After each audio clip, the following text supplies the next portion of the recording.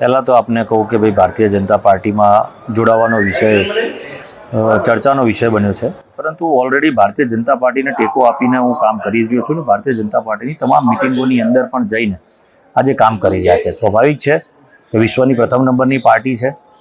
માનનીય વડાપ્રધાન નરેન્દ્રભાઈ મોદી સાહેબ, અમિતભાઈ શાહ સાહેબ અને ગુજરાતની સરકારના તમામ લોકો ભેગા થઈને આજે ખૂબ ઉમદા કામગીરી કરી રહ્યા છે. ને એમાં જ તમે હમણાં જોયું હશે કે વર્ષોથી જે મુદ્દો બાકી હતો 500 વર્ષથી શ્રી રામ લલ્લા આજે એક ટેન્ટની અંદર બિરાજમાન હતા અને એમને આપણે અયોધ્યામાં ભવ્યાતિ ભવ્ય મંદિર બનાવી અને ત્યાં એમનું સ્થાપના કરવામાં આવી.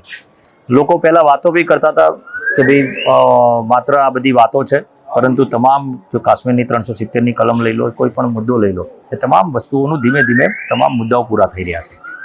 એટલે સ્વાભાવિક છે કે ભારતીય જનતા પાર્ટી ઉપર વિશ્વાસ લોકોનો વધતો ગયો છે ને એના કારણે આ વખતે હું એવું ચોક્કસથી માનું છું ગુજરાતની 26 લોકસભાની સીટો એ ભારતીય જનતા પાર્ટી પાસે રહેશે.